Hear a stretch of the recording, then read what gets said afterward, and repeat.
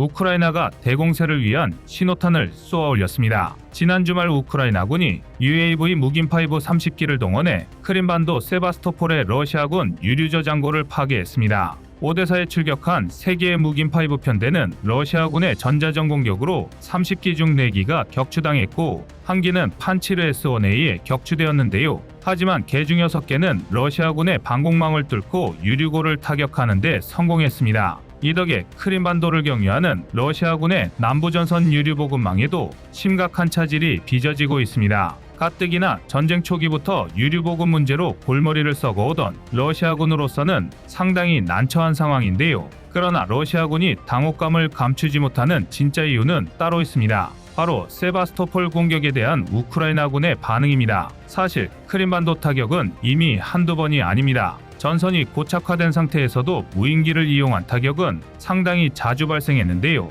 하지만 이번 세바스토폴 유류고 타격처럼 우크라이나군이 전면에 나서 자신들의 공격에 의한 것임을 밝힌 사례는 손에 꼽을 정도입니다. 그동안은 파르티잔의 사보타주나 신원미상의 공격에 의한 것으로 대응하는 경우가 일반적이었습니다. 그런데 이번은 다릅니다. 우크라이나가 아예 공식 채널을 통해 해당 폭발이 자국군의 공격에 의한 것임을 선언하고 나섰습니다. 심지어 우크라이나 남부사령부 대변인 나탈리아 후메뉴크는 우리 모두가 기대해 맞이하는 대규모 공세에 대비한 준비의 일환이라고 밝혔는데요. 즉, 세바스토폴 유류고 타격은 이제부터 우크라이나군의 전술기조가 수세에서 공세로 전환될 것이라는 일종의 신호탄이었습니다. 실제로 현재 우크라이나는 장갑차 1500대, 전차 230대, 그리고 대량의 탄약 등 서방에서 지원하기로 약속한 장비의 약 98%가 도착한 상태입니다. 나토 사무총장 옌스 스톨텐베르그의 발표에 따르면 무려 9개 이상의 기갑여단을 완전 무장할 수 있는 규모인데요.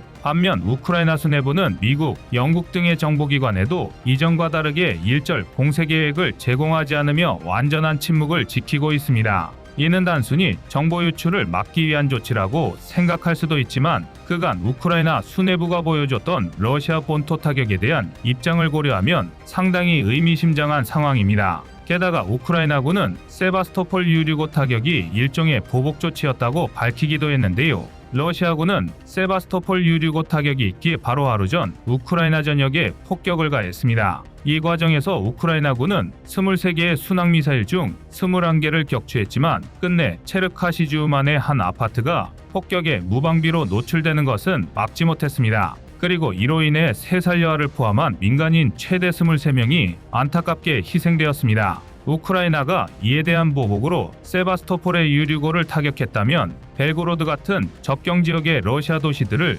공격하지 않으리라 보장할 수 없습니다. 전략적인 관점에서 본다면 우크라이나 내부의 러시아군 보급로를 차단하는 것보다는 본토의 보급 거점을 직접 하게 하는 게 훨씬 효율 좋은 방법이기 때문인데요. 아닌 게 아니라 우크라이나는 이미 지난 2월 24일 모스크바를 직접 타격하려 했으나 미국이 만류로 취소했던 전례가 있습니다. 만약 우크라이나가 러시아 본토 타격까지 각오했다면 대공세의 범위는 상상 이상으로 넓어질 것입니다. 한편 우만 폭격 사태를 말미암아 주한 우크라이나 대사는 자신의 SNS에 직접 한 글로 이것이 바로 한국의 지도자가 언급했던 민간인에 대한 대규모 공격의 분명한 예가 아닌가요라는 게시글을 작성했습니다. 러시아가 민간인을 공격한다면 대한민국 또한 군사적 지원을 개시할 수 있다 라는 발언을 의식한 조치인데요. 이를 말미암아 세계 각국의 시선이 다시 한번 대한민국 우크라이나 전쟁 직접 참전으로 쏠리고 있습니다.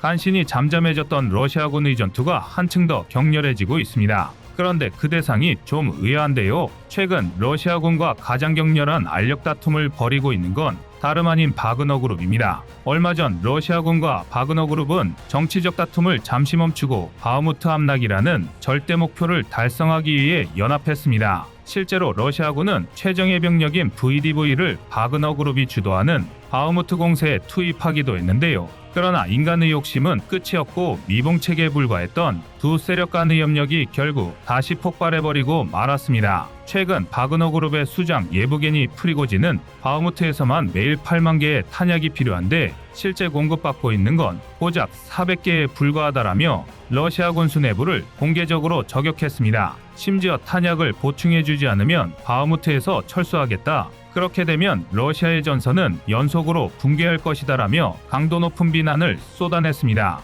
이는 상당히 충격적인 행동이었는데요. 아무리 전공을 세우고 있다 해도 일개 PMC 사장이 자국의 군대를 상대로 전쟁에서 패배하고 싶지 않으면 알아서 기어라는 식으로 협박을 가한 것입니다. 그것도 공식 채널을 통해 이런 발언이 가능했다는 건 그만큼 러시아 수뇌부 내에서 예부게니 프리고진과 바그너 그룹의 영향력이 커졌다는 방증인데요. 심지어 예부게니 프리고진의 암약을 지켜보던 올리가르의 기업가 군인들이 우후죽순 PMC를 설립하고 있습니다. 이쯤 되면 자신들도 전쟁으로 한몫 챙길 수 있겠다는 분위기가 형성된 것입니다. 실제로 당장 예부게니 프리고진 바그너 그룹과 가장 극심한 대립각을 세우고 있는 세르게이 쇼이구 러시아 국방장관조차 패트리어트라는 이름의 사병 조직을 운영하고 있을 정도입니다. 더군다나 패트리어트는 바그너 그룹이 월급으로 약 335만 원을 지급하는 데 비해 월급으로 무려 845만 원에서 2146만 원까지 지급하는 등 상당히 공격적으로 용병을 모집하고 있습니다. 이는 우크라이나 전쟁을 계기로 어느새 정적의 위치까지 급부상한 예부게니 프리고진의 바그너 그룹을 규모 면에서부터 앞지르기 위한 수단으로 볼 수 있는데요. 이외에도 러시아의 억만장자 올리가르 겐나디 팀첸코가 설립한 레두트 콘스탄틴 말로페예프가 바그너 그룹의 구조를 그대로 베껴 만든 돈바스 자원봉사자 연합, 러시아 국영가스 기업인 가즈프롬이 세운 포톡과 알렉산더 네브스키 등 다수의 PMC가 우크라이나 전쟁을 계기로 난립하고 있습니다. 다수의 외신과 싱크탱크들은 이러한 현상을 두고 신봉건주의라고 표현하고 있는데요. 블라디미르 푸틴이라는 절대군주를 내세운 채 현대판봉건 사회가 러시아에서 벌어지고 있다는 것입니다. 이들 PMC에 속한 각각의 병사들은 국가수장인 푸틴이나 국민의 안전보다 고용주에게 더욱 충성합니다. 용병이라는 태생적 한계가 자본주의 논리에 따르기 때문입니다. 그리고 이로 인해 전쟁이 어떤 형식으로 끝나든 러시아의 내전이 벌어질 것이라는 전문가들의 주장이 적지 않습니다.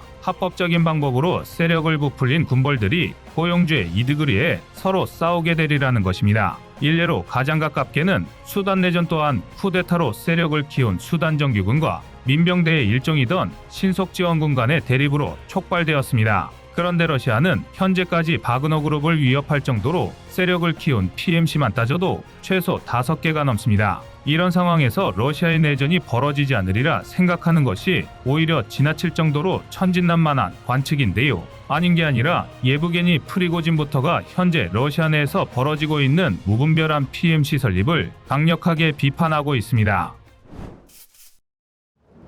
궁지에 몰린 러시아가 미국이 콧잔 등을 물어뜯으려 하고 있습니다. 최근 서아시아, 중앙아시아, 이집트 내 미군 군사작전을 총괄하는 미 중부사령부는 시리아 상공에서 러시아 전투기가 미군 전투기를 대상으로 교전을 시도했다고 밝혔습니다. 지난 4월 18일 러시아의 수호 235가 미국 주도의 연합군 통제 공역을 침범한 건데요. 해당 수호 235는 대응을 위해 출격한 미 공군 소속 F-16에 고작 600m 거리까지 접근하며 일촉즉발의 상황을 연출했습니다. 지상에 우리에게 600m는 상당히 멀어 보이지만 전투기 레벨에서는 그야말로 코앞까지 접근한 것이나 마찬가지인데요. 더군다나 전장 21.9m, 전폭 15.3m, 전고 5.9m에 달하는 수호 235는 애초에 공중우세기로 설계되어 순간 최대 속력만 마하 2.25에 달합니다. 또한 수호 235는 3차원 추력 편향 노즐을 장착한 AL-41F1A 고성능 엔진을 탑재하면서 출력을 상당히 강화한 기체인데요.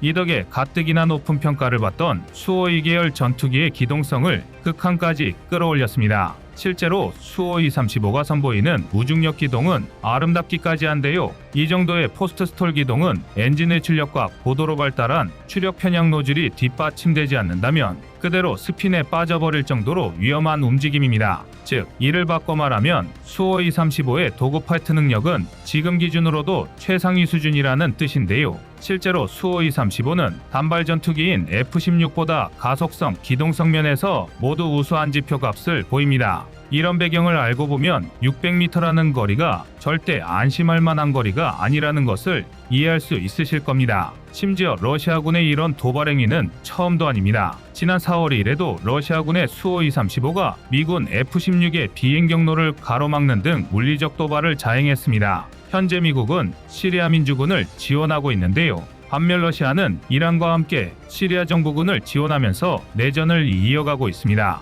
그러나 최근 수년간 미국은 불필요한 충돌을 막기 위해 충돌 방지선을 설정해 운용하고 있습니다. 하지만 러시아는 앞선 두 사례를 포함하여 지난 3월부터 무려 85차례나 충돌 방지선의 상공을 침범하고 있습니다. 이 중에서 시리아에 주둔 중인 미군 상공을 비행한 횟수만 따져도 26회에 육박하는데요. 군사 전문가들은 이를 바탕으로 시리아에 주둔 중인 미군을 도발해 미국을 국제적인 사건으로 끌어들이려는 목적이라고 추측하고 있습니다. 쉽게 말해 미국의 국제적인 영향력을 약화시키겠다는 건데요. 지난 3월 우크라이나 인근 흑해공역에서 러시아 수호 27이 미군 MQ-9 리퍼를 격추했던 것과 같은 목적인 셈입니다. 만약 미국이 이를 참지 못하고 러시아에 선제 공격을 가한다면 명분을 얻은 러시아 또한 동맹국들을 끌어들일 것입니다. 우크라이나 전쟁의 범위가 제3차 세계대전으로 확장되는 것입니다.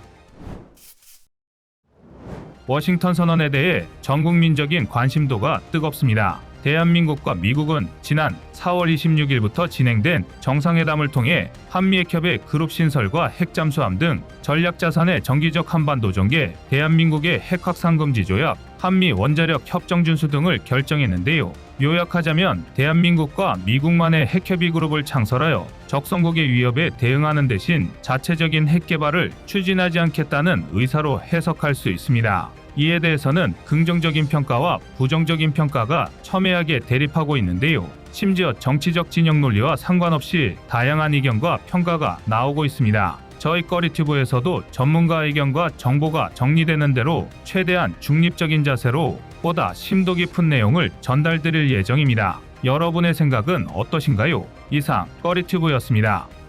안녕하세요, 꺼리튜브입니다. 그동안 보내주신 사랑과 응원으로 1편 출간에 이어 이번에 꺼리튜브의 새로운 신작 세상에 밝혀지지 않은 현대무기 비하를 출간했습니다. 내용이 어려워 쉽게 다가서지 못했던 군사무기 이야기를 남녀노소 누구나 편하게 이해할 수 있도록 모아봤는데요. 그 누구도 알 수 없던 현대무기 비하의 숨겨진 이야기를 이제 온라인 서점이나 가까운 서점에서 만나볼 수 있습니다. 또 전문적인 군사무기 이야기를 알고 싶다면 꺼리튜브 1편인 대한민국 육해공 군사무기도 준비되어 있습니다.